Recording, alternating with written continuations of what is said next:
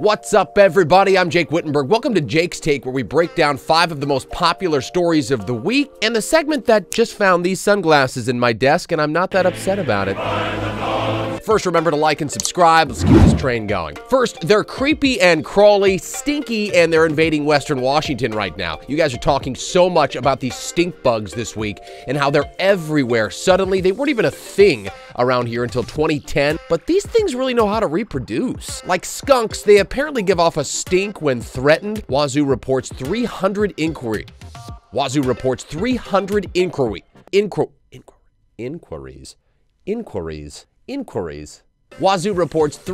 inquiries in just 3 weeks from people wondering what is going on. They won't hurt you, but they do pose a threat to fruits, vegetables, trees, and plants. We posted this animation on king5.com showing the strategic invasion across the state since 2012. A couple of tips for you: remove wall and window air conditioning units, weather strip your doors, repair any broken screens or windows. Another good old-fashioned one of these would help.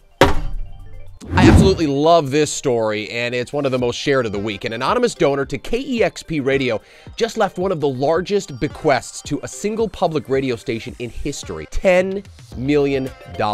All we know about this person is they're identified as Suzanne, and they apparently love music. KEXP posted a really touching thank you tweet calling it a transformative gift. The money will be used for a range of music education programs, accelerating KEXP's digital strategy and allowing more experimentation with radio and online programming. Initiatives we otherwise wouldn't be able to afford. Jacob Ombach has a scary story to tell about getting attacked on his way home from school by 2 guys who jumped out of a car, put a gun to his chest, and demanded his backpack.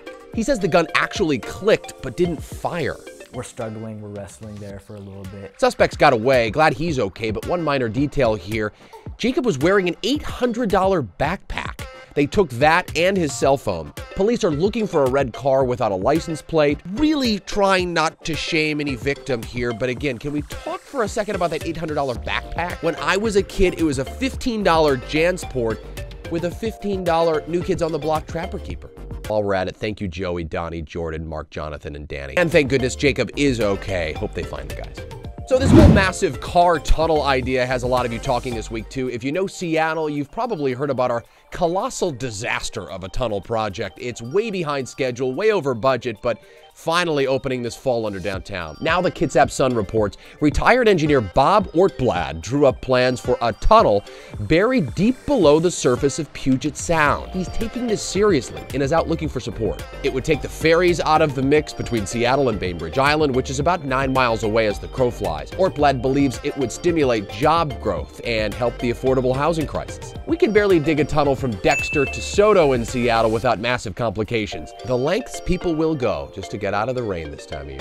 And speaking of traffic messes, our last story comes highly recommended among you this week. WashDOT adding metered ramps to the already jammed up Mercer mess in Seattle. You know, that road that no matter what we do continues to get worse with traffic. Seattle traffic is among the worst in the nation now, especially with Google, Amazon, and Facebook taking over downtown. The problem has always been the massive amount of growth overwhelming that small corridor, linking us onto an outdated ramp onto an outdated I-5. Drivers worry, and rightfully so, that the meters could just back up traffic on the already congested half-mile that takes 45 minutes to get through at rush hour. WashDOT says they don't predict any backups, but we'll have to wait and see how it goes. And we're still awaiting the big announcement that 2 lanes in each direction will be designated bike-only, reserved for Amazon employees. All right, that's my take for this week. What's yours? Post your comments below. Always link and subscribe. Soak up the weekend, my friends. Work hard, play hard. See you Monday.